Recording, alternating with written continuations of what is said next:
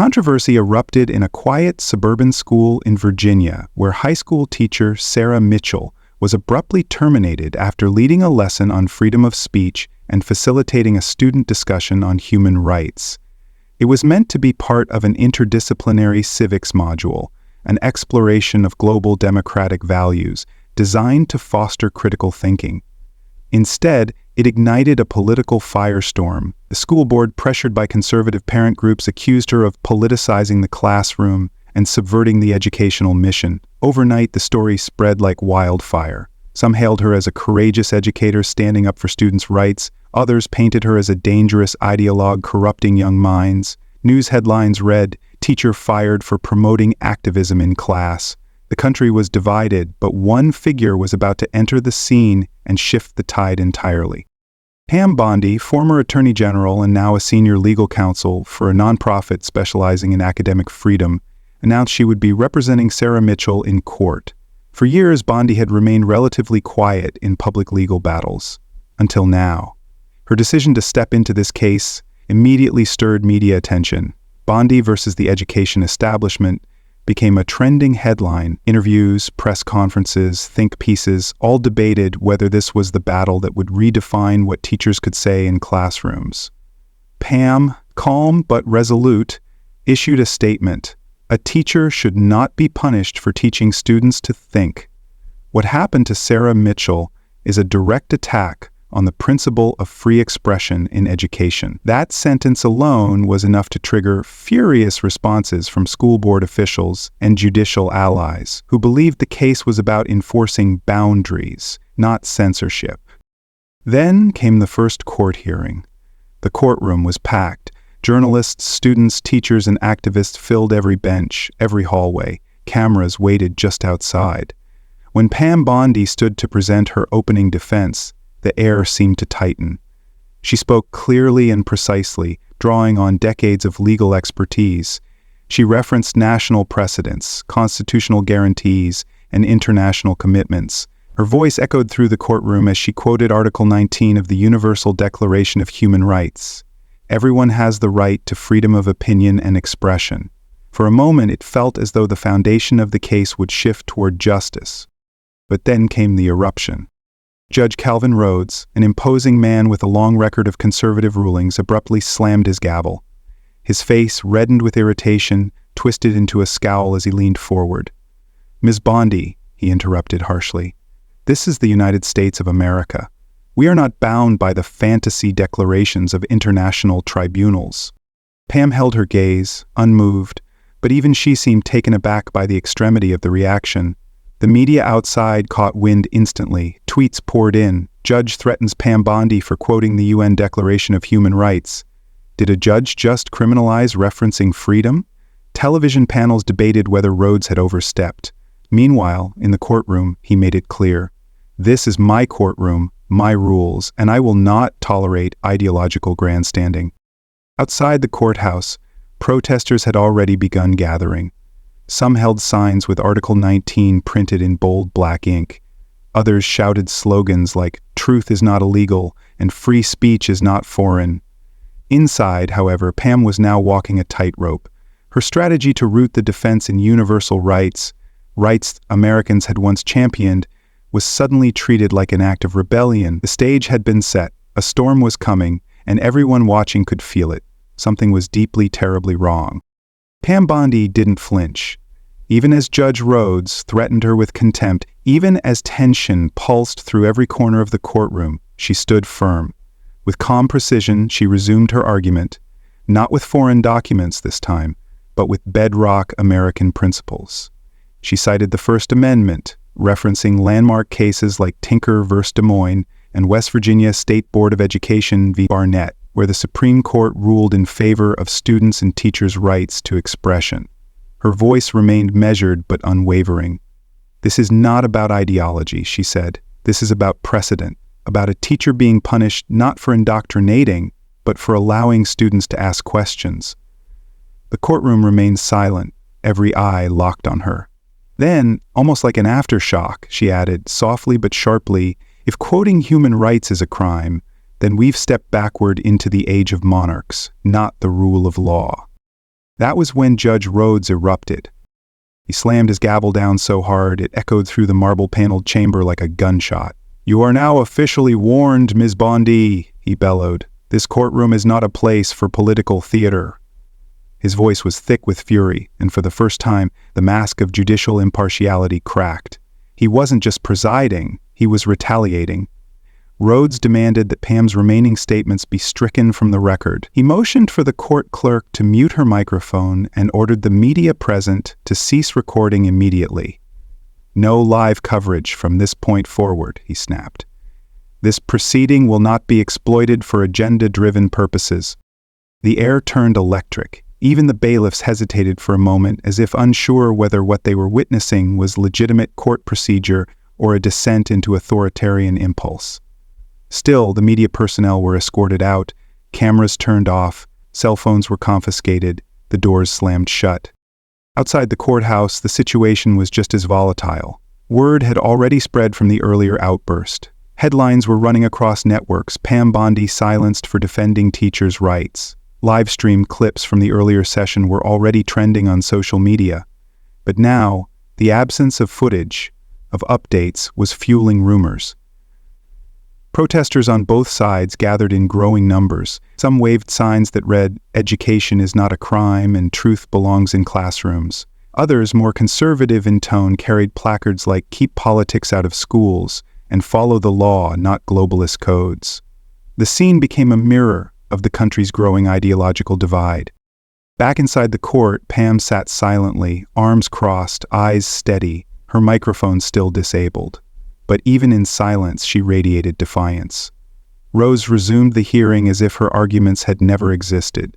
He gave the floor to the school board's legal counsel, a mild-mannered man in a gray suit who recited procedural justification. When the judge adjourned for the day, reporters swarmed Pam outside the building. A barrier of police officers tried to maintain control as questions flew. "Were you threatened with jail time? Is the judge suppressing evidence? Do you believe this case is bigger than one teacher?" Pam answered calmly, choosing her words with care.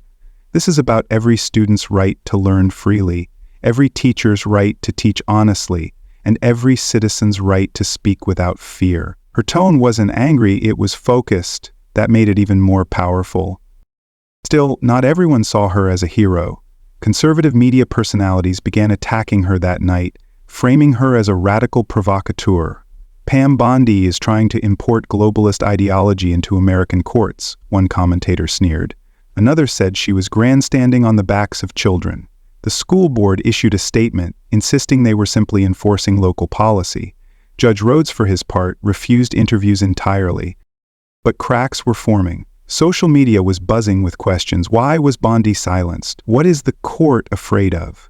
Hashtags like "Let Pam Speak" and "Justice for Sarah" trended within hours. A group of students from Sarah Mitchell's school even organized a silent walkout the following morning, holding up signs that quoted Article 19, the very line that triggered the courtroom chaos. Parents began to question whether the case was truly about curriculum or control. Inside legal circles, whispers started to circulate. Rhodes had a history of erratic rulings, always within the letter of the law, but often pushing its ethical boundaries. Now, his behavior with Bondi was making people nervous. He overstepped, one retired judge commented anonymously. "It's one thing to challenge an argument. It's another to suppress it entirely." In the public eye, the tide was turning. Pam Bondi, once seen merely as a former political figure returning to court for a cause, was fast becoming something more. A symbol of defiance in the face of institutional overreach. She hadn't just stood her ground, she had drawn a line, and though the judge had tried to silence her, it was clear that her voice had already reached far beyond the courtroom walls. The battle had begun in earnest. Just when the tide seemed to be shifting in Pam Bondi's favor, the system struck back with calculated force. Within 48 hours of her explosive courtroom stand, Judge Rhodes invoked a rarely used procedural clause, citing Pam for potential contempt of court based on her continued disruption. Without even the formality of a hearing, the local district prosecutor filed a formal motion to have Pam suspended from practicing in that court's jurisdiction, claiming her conduct had undermined the dignity of the bench. The move sent shockwaves through the legal community. Pam had merely quoted the Universal Declaration of Human Rights and defended her client using U.S. constitutional law. But the narrative being spun now was very different and dangerously effective. The media campaign against her erupted overnight. A major national outlet ran a front-page headline: "Pam Bondi crosses the line, legal disruption or legal stunt." Talk show pundits dissected her behavior, cherry-picking sound bites to paint her as erratic, divisive, or worse, dangerous. Some suggested she was importing foreign radicalism into American jurisprudence. Social media followed suit. Influential accounts that had initially cheered her courage fell quiet. Others turned, accusing her of weaponizing the courts and exploiting a teacher's plight for political gain.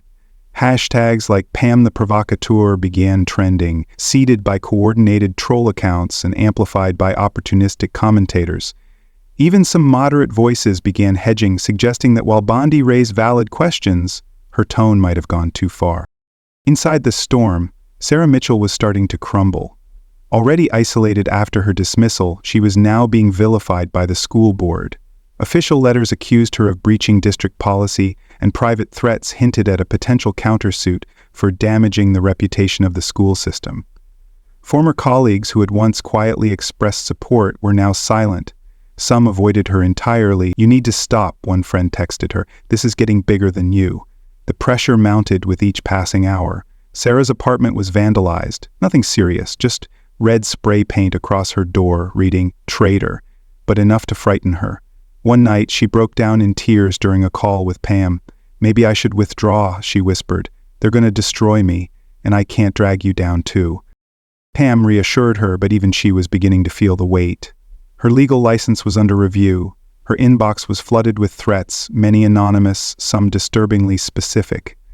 A scheduled TV interview was abruptly canceled after the network received pressure from higher-ups. She wasn't being debated anymore. She was being erased. And still, the courtroom remained quiet. Judge Rhodes had delayed the next hearing until procedural matters are resolved. Rumors swirled that he was working behind the scenes to have the entire case dismissed on technical grounds. Meanwhile, Pam was effectively silenced again. This time not by gavel, but by institutional machinery. No microphone, no audience, no path forward. The public, once energized, was now confused. Supporters who had flooded the courthouse steps days earlier now faced police barricades and silence from media outlets. One prominent civil rights organization issued a lukewarm statement that avoided naming Pam altogether. It felt like the air had gone out of the movement, like the system had absorbed the shock and retaliated with surgical precision. And yet, amid the fog of retreat, something subtle was taking shape, a sense of collective unease. Whispers grew louder. Why was a teacher fired for letting students talk about freedom? Why was a lawyer punished for quoting human rights? Why were the loudest voices suddenly silent? Still, none of that changed the reality on the ground. Pam was isolated, Sarah was scared, and justice felt impossibly far away. The case that had once promised a clarifying debate about rights and freedom had become a suffocating reminder of how easily power could smother dissent. For the first time, it seemed like the system would win, not through reason, but by grinding its opponents into quiet surrender. The question on everyone's mind wasn't just whether Pam would lose the case, but whether the truth could even survive the process. Just when it seemed the silence might be broken, a fragile beam of hope emerged from the darkness. A former student of Sarah Mitchell, now a college freshman named Daniel Reyes, came forward with a heartfelt message posted on his personal blog. He described Sarah as the teacher who changed my life by encouraging him to believe his voice mattered. "She never told us what to think," Daniel wrote, "but she showed us how to think, and that made all the difference." His post quickly gained traction online. Within hours, small independent outlets were reaching out for interviews. At the same time, an investigative journalist from an underground watchdog publication released a damning exposé. Judge Calvin Rhodes had received undisclosed financial contributions over the years from a political action group with direct ties to a lobbying network, known for opposing international human rights frameworks. The article included names, records, and even internal emails suggesting back-channel communications between Rose's office and the group's legal advisors during the lead-up to the Mitchell trial. The revelation sent a shiver through the online public. Finally, there was evidence, something concrete, something undeniable. Daniel agreed to testify. The journalist's report was spreading. For a brief moment, the scales of power felt as though they might tip, but that moment didn't last. Just 2 days later, Daniel Reyes abruptly deleted his post and went silent. A statement from his parents appeared instead. "Our son will not be participating in any legal matters related to the case. We ask that the public respect our privacy." Off the record, it was whispered that Daniel's father, a government employee, had received pressure from above. No one knew exactly what had been said, but the message was clear: walk away or face consequences. As for the explosive report about Judge Rhodes, it vanished. Within hours of its publication, the investigative piece was removed from major social media platforms and scrubbed from its hosting site, labeled as content in violation of terms of service. Archived versions were quickly shut down by takedown requests. The journalist behind the article posted a vague tweet about needing to step back for safety reasons and disappeared from public view. And then came the final blow. At 11:42 p.m. on a Wednesday night, Pam Bondi received a notification. Her law license had been temporarily suspended pending review. No explanation, no hearing, just a professional conduct violation connected to the contempt citation previously filed by Judge Rhodes. The next morning, court officials informed her she was prohibited from continuing as legal counsel in the Mitchell case. She was replaced by a junior court-appointed attorney, well-meaning perhaps, but clearly in over his head. He lacked Pam's clarity, her command, her presence. In the next scheduled hearing, he failed to object to procedural manipulations, allowed crucial evidence to be dismissed, and barely challenged the opposing counsel's claims. Sarah watched in silence, numb and pale, as her defense collapsed in real time. Pam wasn't allowed in the courtroom. She sat outside on the courthouse steps, surrounded by silence. A few journalists lingered, unsure whether the story was still alive. Most media outlets had already moved on. The earlier passion had been buried beneath a coordinated smear campaign, legal intimidation, and calculated censorship. Pam received dozens of emails from supporters that week, teachers, parents, students, but they came too late, their words unable to stop the momentum of an entrenched system determined to make an example of anyone who challenged it. The message was clear: they could erase her, silence Sarah, and turn public attention away from truth with stunning ease. Inside the court, Judge Rhodes presided with cold efficiency. No one mentioned the deleted report, no one referenced Daniel. It was as if the truth had never tried to speak. Just silence. Polished, procedural silence. And yet, outside, a storm was still gathering, small, unseen, but growing. But for now, in that moment, all seemed lost. Pam was silenced. Sarah was defeated. The truth had been buried. The promise of justice had become a cruel illusion. The viewers who once believed that courage and principle could prevail now watched in bitter stillness, their hope drowned in legal noise and institutional power. No righteous speeches, no sudden turnaround, just the slow, devastating grind of a machine designed to crush dissent. It felt like the end.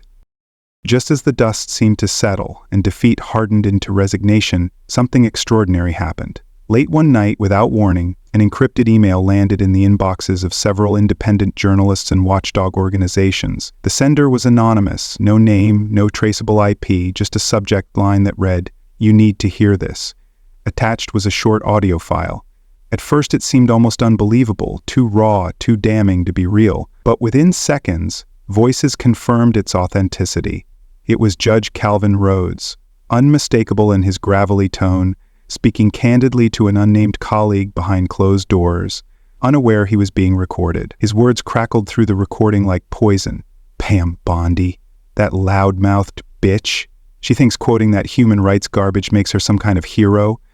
I'm gonna bury her, and I'll kill off these human rights games once and for all. This is my courtroom, and no one, not her, not that teacher, not the damn UN, is going to tell me what to do. The recording was short, but it was nuclear. It wasn't just unprofessional, it was malicious, personal, and profoundly unethical. A man who had hidden behind the gavel had just exposed the vendetta behind his rulings. The file spread like wildfire. At first, it was posted by small, independent news accounts on X, formerly Twitter, then picked up by mid-tier YouTube commentators. Within hours, an independent journalist from TruthScope Media live-streamed a full breakdown, detailing the context, verifying the voice, and releasing the full audio. That live stream alone pulled in over 2 million views in 4 hours. Within 12 hours, the clip had surpassed 15 million views across platforms, spawning hashtags like Rhodes Exposed, Pam was right, and human rights are not crimes. The public was no longer confused or divided. They were furious. Journalists from legacy outlets who had once hesitated to touch the case now scrambled to catch up. Editorials that had previously questioned Pam's integrity were quietly revised or retracted. Legal scholars began appearing on panels stating that Rhodes had committed a grave violation of judicial ethics, his bias no longer speculative, but recorded and undeniable. Activist groups staged flash protests outside courthouse buildings in multiple cities. Students at Sarah Mitchell's former school walked out of class en masse, holding signs that read, "We believe Sarah, Pam spoke truth," and "Rhodes must go." The pressure was immediate and intense. The State Bar Association held an emergency meeting. International legal organizations condemned the judge's behavior. And then, another headline hit. The Global Center for Legal Justice, a renowned transnational human rights body, announced it would be stepping in not just to condemn the court's treatment of Pam, but to petition for her immediate reinstatement as legal counsel under emergency jurisdictional relief. The appeal was reviewed within 24 hours. And it worked. By the end of the next day, Pam Bondi was reinstated. When she walked back into the courtroom, it felt less like a return and more like a resurrection. She was calm, controlled, no dramatic entrance, no press statement, but her mere presence electrified the atmosphere. The bailiff stiffened, the court clerk didn't meet her eyes. Judge Rhodes, now facing a disciplinary hearing and under internal investigation, remained stoic on the bench, but for the first time, the aura of invincibility was gone, cracked, broken. When given the floor, Pam didn't raise her voice. She didn't need to. She stood firm, her words sharpened by resolve and amplified by truth. "Your Honor," she said, voice steady, gaze locked, "this case was never just about curriculum or classroom guidelines. It was about the boundaries of fear, about who is allowed to speak and who is punished for it. And now we know, with your own words, that this was never about law, it was about control. You don't fear violations of legal process. You fear truth, you fear transparency, you fear the voices that expose you." A long pause followed, heavy and unforgettable. Then she added, quiet but with an edge of steel, "The law is not your weapon, Judge Rhodes, and the truth does not fear your courtroom." The room didn't erupt, but it didn't need to. The silence itself was thunderous. Outside it was different. The crowd had returned, this time doubled, tripled in size. Students, teachers, activists, even former critics now stood together. When Pam stepped out of the building, the crowd broke into cheers. Not polite applause, but the kind of raw, cathartic roar that shakes the pavement. Cameras rolled, reporters asked questions, but for a moment no one spoke. Then Pam raised a hand and said the line that would be replayed across every screen for days to come. "He didn't fear me, he feared what I represented, and what I represent is a truth that cannot be gagged." Social media exploded. Law schools played clips of her closing as case studies. Civil liberties groups declared a week of action. Even lawmakers, once distant from the controversy, now called for Judge Rhodes' removal. But perhaps the most powerful ripple effect was quieter. Teachers across the country began posting videos and messages online, reading aloud Article 19, reciting it in classrooms, sharing it with their students. The very quote that once got Sarah Mitchell fired became a rallying cry for academic freedom. And just like that, the narrative changed. What had once been a tale of suppression had become a story of defiance, of truth weaponized not by rage but by clarity, of a woman silenced and then vindicated. Pam hadn't just won her seat back in the courtroom, she had reclaimed the moral ground the system tried to strip from her. This wasn't just a personal comeback, it was the moment the tide turned. The pressure that had been quietly mounting around Judge Calvin Rhodes finally reached a breaking point, and it happened, fittingly, under the scrutiny of the same public he had once tried to shut out. The courtroom was packed for what was supposed to be a procedural session, one last effort from the judge to regain control of a case that had spiraled beyond his grasp. But the moment he stepped into the room, the air shifted. The media had returned in full force, cameras rolled, observers watched, not with fear but with anticipation. Pam Bondi, calm and unreadable, stood near Sarah Mitchell, who now appeared stronger, less like a victim and more like a symbol of what had been reclaimed. The courtroom no longer belonged to the judge, and he knew it. As proceedings began, Rhodes attempted to assert his authority. He interrupted Pam's motion, ignored standard procedure, and barked orders with rising aggression. But the mask had cracked, and this time there was no recovering it. Every word he spoke felt brittle, defensive. His voice, once booming with certainty, now trembled at the edges. And then came the moment that would replay endlessly across social media, news cycles, and courtroom ethics panels for months to come. Pam calmly requested the court to acknowledge the audio recording of Rhodes' misconduct as grounds for judicial recusal. He snapped. "Enough," Rhodes shouted, his voice echoing off the stone walls. "This is my courtroom. I am the law here." His hand struck the bench with such force the gavel nearly flew from his grasp. Gasps rippled across the audience. A few people froze. Others instinctively reached for their phones. The live feed caught every frame. There was no mistaking it. He had lost control, not just of the court, but of himself. Outside the courtroom, the reaction was immediate and damning. News outlets cut into programming with breaking headlines. Judge Rhodes' meltdown, "I am the law." Commentators who had once hesitated to call for his resignation now demanded it in unison. Memes exploded across the internet, but underneath the humor was something deeper, the collective satisfaction of watching unchecked power finally implode. Worse, for Rhodes, his former allies began to distance themselves. A coalition of federal and state judges released a joint statement expressing grave concern over the conduct and ethical fitness of Judge Rhodes, calling for his immediate recusal and formal investigation. Bar associations across multiple states echoed the sentiment. Quiet calls in back rooms turned into formal demands. And then the real hammer dropped. The Department of Justice announced it had launched an internal probe into Rhodes' conduct, finances, and prior rulings, specifically those tied to the lobbying group exposed in the earlier leak. Rhodes, once considered untouchable, now stood isolated. His name became synonymous with judicial arrogance and systemic abuse. His voice, once the final word in a courtroom, was now the subject of late-night satire and political outrage. Petitioners demanded he be barred from the bench permanently. Legal scholars debated whether his rulings over the past decade should be reopened for review. Inside the courthouse, Rhodes sat silent at the bench, visibly diminished. He avoided eye contact. His hands trembled slightly as he shuffled papers that no longer held any real authority. For the first time, he looked like a man no longer feared, but pitied. Pam didn't gloat. She didn't need to. The truth had done the work for her. As the judge recessed the session, quieter now, almost inaudible, she stood tall beside Sarah, both women surrounded by the glow of vindication. They had been silenced, mocked, and nearly destroyed. But now, the system that tried to crush them was the one being dismantled. And the people watching? They felt it deep in their bones. Justice was finally pushing back.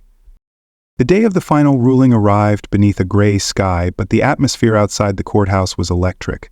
Hundreds had gathered, students, teachers, legal observers, and ordinary citizens, waiting not just for a verdict but for vindication. Inside, the air was tense but hopeful. All eyes were on the bench as the presiding appellate judge, brought in after Rhodes's removal, cleared his throat and delivered the court's decision.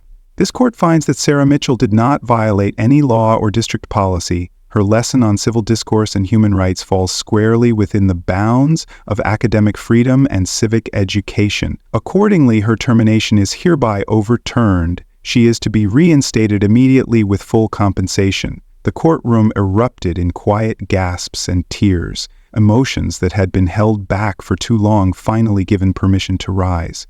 Sarah, stunned, reached for Pam's hand, her lips trembling into a smile that had been denied for months. Justice had not just spoken, it had shouted. The next morning, Sarah returned to her school.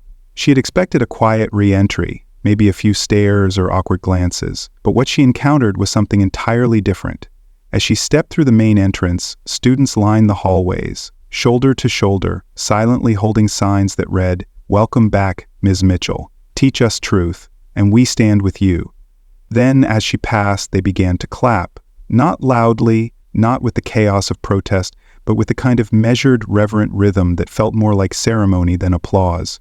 Teachers stepped out of classrooms, some with tears in their eyes.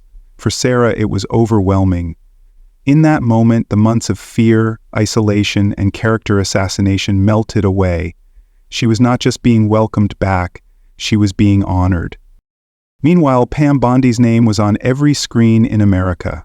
After weeks of strategic silence, she finally sat down for a nationally televised interview. It aired live on prime time, watched by millions. Sitting across from the anchor in a simple blazer, no makeup flourish, no political armor, Pam spoke with calm conviction. What happened in that courtroom, she said, wasn't just a legal case. It was a test of whether we still believe that freedom of thought belongs in our schools, that human dignity belongs in our laws, and that justice belongs to the people, not just those in power. Then she added the line that would become immortalized on posters, t-shirts, murals, and hashtags around the world: "If human rights can't be mentioned in a courtroom, then we need to mention them more, not less." The words landed like a spark to dry timber. Within days, the quote became a rallying cry. Civil rights groups adopted it as a slogan. Education forums printed it across banners. University professors began including Pam's case in their syllabi under units labeled modern legal landmarks. But the true weight of her statement came in the form of legislative momentum. Just 2 weeks after the verdict, a group of bipartisan lawmakers introduced the Academic Freedom and Integrity Act, a sweeping bill that would codify protections for educators who teach human rights, constitutional law, and civic literacy. It also included clauses to prevent judicial overreach in school cases, inspired directly by the Rhodes scandal. But it wasn't just law that shifted, it was culture. Letters and emails poured into both Pam's and Sarah's inboxes, thousands of them. Teachers from across the country wrote to share how they had once been afraid to talk about free speech in the classroom, but no longer. One teacher in Kansas wrote, "I showed my class your speech, Pam. Then I read them Article 19, and they asked more questions in one day than they had all year." A high school sophomore from California wrote to Sarah saying, "You made me believe teachers still care about the truth. I want to be one someday because of you." For the first time in months, the headlines told a different story, not of scandal, not of suppression, but of something regained, something restored. And though Pam never claimed to be a hero, never sought recognition, the nation recognized her anyway. Not with parades or medals, but with the quiet power of truth catching fire. In classrooms, in hearts, in law. Justice had not come easily. It had been resisted, buried, nearly extinguished, but in the end, it had burned through the darkness, and in its light, the people remembered what it felt like to believe again.